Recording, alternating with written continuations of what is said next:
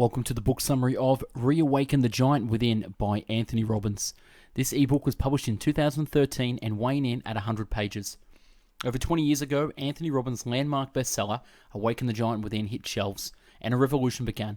It was a movement of transformation, of taking immediate massive action towards your goals, of mastering your health, emotions and finances, and creating and growing the ultimate relationship. More than 20 years ago, readers of Awaken the Giant Within woke up and decided to never settle for anything less than an extraordinary life. Today, Awaken the Giant Within is a landmark bestseller that continues to create breakthroughs around the world. To celebrate over 2 decades of radical transformation, we've compiled the best insights from Awaken the Giant Within, including how to crush your obstacles, how to use your personal values to achieve what you desire most, and how to use pain and pleasure to shape your destiny, into this special gift edition, Re-Awaken the Giant Within. If you like what you hear in the book summary, I strongly suggest you buy the book using the link in the description. So without further ado, I bring you the book summary of Re-Awaken the Giant Within. Insights from Unleash Your Power, Part 1. Creating lasting change. Step 1. Raise your standards. Anytime you sincerely want to make a change, the first thing you must do is raise your standards. When people ask me what really changed my life 30 years ago, I tell them that absolutely the most important thing was changing what I demanded of myself. Step 2, change your limiting beliefs. Changing our belief system is central to making any real and lasting change in our lives. We must develop a sense of certainty that we can and will meet the new standards before we actually do. Without taking control of your belief systems, you can raise your standards as much as you like, but you'll never have the conviction to back them up. Step 3, change your strategy. In order to keep your commitment, you need the best strategies for achieving results. One of my core beliefs is that you set a higher standard, and if you can get yourself to believe, then you can certainly figure out the strategies. Together we will concentrate on, not dabble in, the mastery of the 5 areas of life that I believe impact us the most. They are emotional mastery. In this book, you'll discover what makes you do what you do and the triggers for the emotions you experience most often. You will then be given a step-by-step plan to show you how to identify which emotions are empowering, which are disempowering, and how to use both kinds to your best advantage so that your emotions become not a hindrance, but instead a powerful tool in helping you achieve your highest potential. Physical mastery. The second master lesson will help you take control of your physical health so that you not only look good, but you feel good, and you know that you're in control of your life, in a body that radiates vitality and allows you to accomplish your outcomes. Relationship mastery. Then, as you achieve mastery of this all-important skill, you will learn how to connect with people at the deepest level and be rewarded with something we all want to experience, a sense of contribution, and knowing that we have made a difference in other people's lives. Financial mastery. The 4th master lesson in this book will teach you how to go beyond the goal of mere survival in the autumn years of life, and even now for that matter, because we have the good fortune to live in a capitalist society. Each of us has the capability to carry out our dreams. Time mastery. The 5th master lesson in this book will teach you first how short-term evaluations can lead to long-term pain. Next, you'll learn how to design the necessary maps and strategies for following up your decision. Once you have mastered time, you will understand how true it is that most people overestimate what they can accomplish in a year and underestimate what they can achieve in a decade. Decisions, the pathway to power. In Unlimited Power, I made it abundantly clear that most of the powerful way to shape our lives is to get ourselves to take action. The difference is the results that most people produce comes down to what they've done differently from others in the same situations. Different actions produce different results. The 3 decisions that control your destiny are your decisions about what to focus on, your decisions about what things mean to you, and your decisions about what to do to create the results you desire. One of the most important decisions you can make to ensure long-term happiness is to decide to use whatever life gives you in the moment.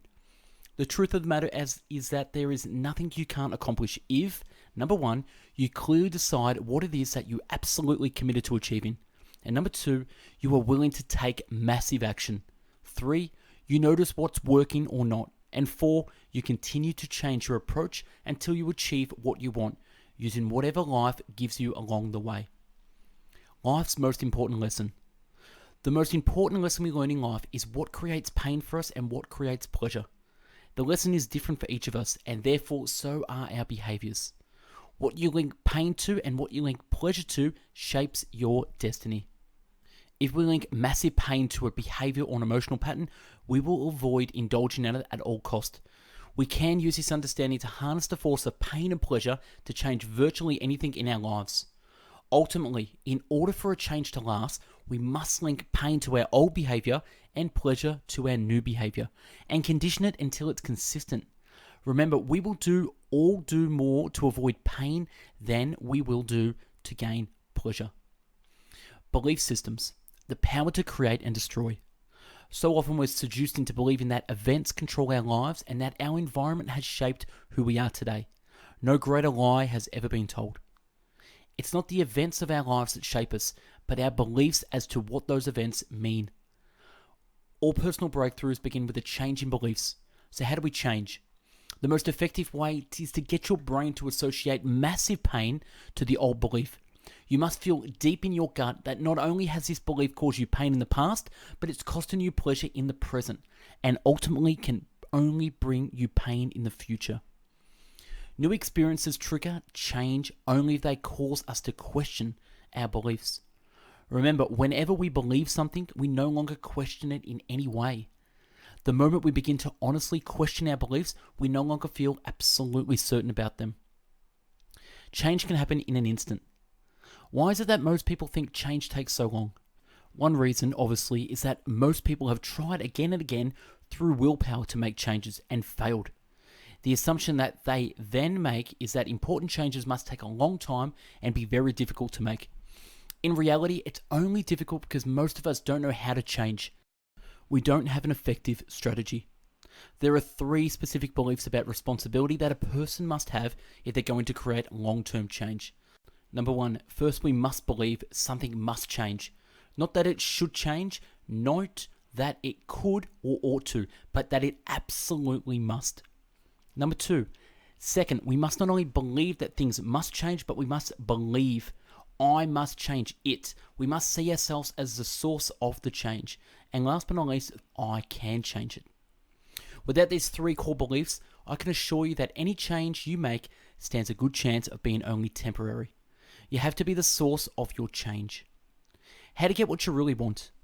Whenever you desire or crave, perhaps you should ask yourself, why do I want these things? What it all comes down to is the fact that you want things or results because you see them as a means to achieving certain feelings, emotions, or states you desire. One of the most important distinctions that I've made in the last 10 years of my life is simply this. Emotion is created by motion. Everything that we feel is the result of how we use our bodies. Even the most minute changes in our facial expressions or our gestures will shift the way that we're feeling in any moment, and therefore the way we evaluate our lives, the way we think, and the way we act.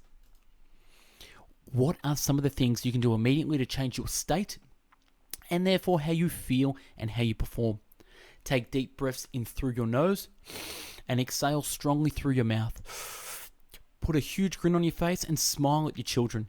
If you really want to change your life, commit for the next 7 days to spending 1 minute, 5 times a day, grinning from ear to ear in the mirror. If you wanted to, couldn't you get depressed at a moment's notice? You bet you could, just by focusing on something in your past that was horrible. If you wanted to feel like you were in ecstasy right now, could you? You could do this just as easily. Could you focus on or remember a time when you're in absolute total ecstasy? Could you focus on how your body felt? Could you remember it with such vivid detail that you fully associate to those feelings again? You bet you could. Focus is not true reality, because it's one view. It's only one perception of the way things really are. Think of that view, the power of our focus, as being a camera lens. The camera lens shows us only a picture of the angle of what you're focused on. Because of that, photographers can easily distort reality, presenting only a small portion of the big picture. Emotions of power. I believe there are 4 basic ways in which people deal with emotion. Which of these have you used today? Avoidance. We all want to avoid painful emotions. As a result, most people try to avoid any situation that could lead to the emotions they fear. Or worse, some people try not to feel any emotions at all. Denial. A second approach to dealing with emotion is the denial strategy. People often try to disassociate from their feelings by saying it doesn't feel that bad. Competition. Many people stop fighting their painful emotions and decide to fully indulge in them. It becomes a badge of courage, and they begin to compete with others, saying, "You think you've got it bad." Learning and using. If you want to make your life really work, you must make your emotions work for you. Realize that emotions you are feeling at the very moment are a gift, a guideline, a support system, a call to action. If you suppress your emotions and try to drive them out of your life, or if you magnify them and allow them to take over everything, then you're squandering one of the most life's precious resources. The 10 emotions of power. 1. Love and warmth. Appreciate and gratitude. Curiosity. Excitement and passion. Determination. Flexibility. Confidence. Cheerfulness. Vitality. And number 10, contribution. Challenge. The 10-day mental challenge. For the next 10 days, begin immediately. Commit to fully taking control of all your mental and emotional faculties by deciding right now that you will not indulge in or dwell on any unresourceful thoughts or emotions for the 10 consecutive days. Remember, our goal is not to ignore the problems of life, but to put ourselves in better mental and emotional states where we can not only come up with solutions, but act upon them. In life, never spend more than 10% of your time on the problem and spend at least 90% of your time on the solution. Most important, don't sweat the small stuff, and remember, it's all small stuff. Strategies from taking control, the master system, part 2. Life values, your personal compass. If we want the deepest level of life fulfillment, we can achieve it in only one way, by deciding upon what we value most in life, what our highest values are, and then committing to live by them every single day. Values guide our every decision and therefore our destiny. Those who know their values and live by them become the leaders of our society. They are exemplified by outstanding individuals throughout our nation, from the boardroom to the classroom. Anytime you have a difficulty making an important decision, you can be sure that it's a result of being unclear about your values. Step 1. Gain awareness of what your current values are so you understand why you do what you do. What are the emotional states you are moving toward, and what are the states you are moving away from? By reviewing your list side by side, you'll be able to have an understanding of the force that's creating your present and future. Step 2. You can then make conscious decisions about what values you want to live by in order to shape the quality of your life and the destiny you truly desire and deserve. Rules. Setting up the game so you can win. Let me ask you a question before we go any further. What has to happen in order for you to feel good? The truth is that nothing has to happen in order for you to feel good. You could feel good right now for absolutely no reason whatsoever. As long as we structure our lives in a way where happiness is dependent upon something we cannot control, then we will experience pain. You need to understand that whether or not you feel like you're achieving your values is totally dependent upon your rules, your beliefs about what has to happen for you to feel successful or happy or experiencing love. Competence is an interesting rule. Some people's rule for competence is, I've done it something perfectly over a period of years, then I'm competent. Other people's rules is, if I've done it effectively once, then I'm competent. And for others, competence is, I've done it anything like it, then I know I can master this as well, and therefore I'm competent. The solution is very simple. All we have to do is make our lives work, is set up a system of evaluating that includes rules that are achievable. That makes it easy to feel good and hard to feel bad. That consistently pulls us in the direction we want to go. Identity, the key to expansion. What exactly is identity? It is simply the belief that we use to define our own individuality. What makes us unique, good, bad, or indifferent from other individuals. Your capability is constant, but how much of it you use depends upon the identity you have for yourself. For example, if you feel certain that you are outgoing, outrageous person, you'll tap the resources of behavior that match your identity. Isn't my identity limited by my experience? No. It's limited by your interpretations of your experience. Your identity is nothing but decisions you've made about who you are, what you've decided to fuse yourself with. You become the labels you've given yourself. The way you define your identity defines your life. Let me offer you an answer to 2 questions. First, you do know who you are. Yes, you can come up with the answer if you take a moment to brainstorm a bit right now.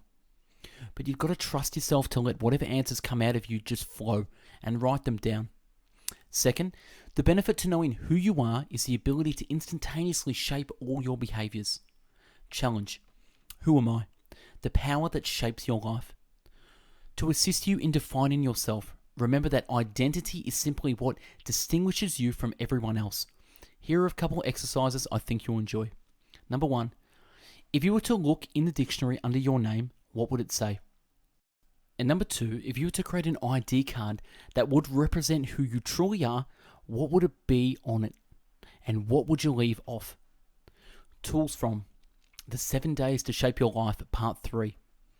Emotional Destiny Exercise, the only true success. Your outcome.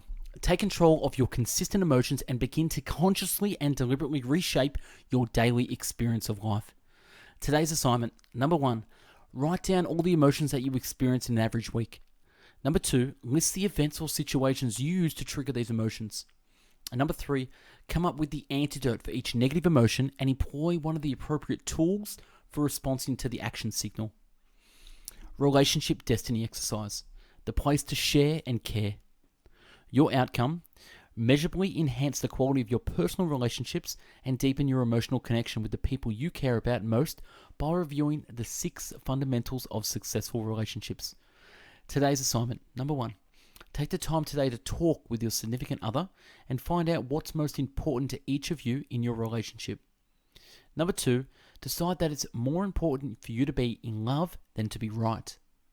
Number 3, develop a pattern interrupt that you both agree on to use when things become most heated. And 4, when you feel resistance, communicate it with softness. Number 5, plan regular date nights together, preferably once a week, or at a minimum 2 times a month. And number 6, make sure you get a good wet kiss every day. Master your time and life exercise. Your outcome. Learn how to use your time to your advantage rather than allowing it to rule your levels of satisfaction and stress. Today's assignment. Number 1, throughout the day, begin to explore changing time frames. Whenever you're feeling the pressure of the present, stop and think about the future in ways that are empowering. Number 2, learn to deliberately distort time. For something that normally seems to take a long time to complete, add another component that will not only speed up your perception of time, but allow you to accomplish 2 things at once, e.g. running and listening to an audiobook. 3, write a to-do list that prioritizes according to the importance instead of urgency. Secrets from A Lesson in Destiny, Part 4. The secret to living is giving. Probably the most pervasive false belief most of us harbor is the fallacy that only some superhuman act could have the power to turn our problems around. Nothing could be further from the truth. Life is cumulative. Whatever results we're experiencing in our lives are the accumulation of a host of small decisions we've made as individuals, as a family, as a community, as a society, and as a species. Challenge. Contribution. Here are some ways you can help. A small amount of time can make a big difference. Consider the possibility of committing a few hours a week or a few hours a month in the following areas within your community. Programs for the mentally and physically disabled. Voter registration. Energy conservation. Park maintenance. A Big Brother, a Big Sister programs. Emergency aid. And volunteering at a local soup kitchen. And that's a wrap on Book 85, Re-Awaken the Giant Within by Anthony Robbins. Subscribe to our channel for future video book summaries and follow us on Instagram, #BestBookBits. This summary is from the website, paulminers.com. Watch previous video book summaries on our channel. If you liked the video and want to buy the book, click the link in the video description to purchase from Amazon. Thanks for watching, and I hope you learned a thing or two. Have a great day.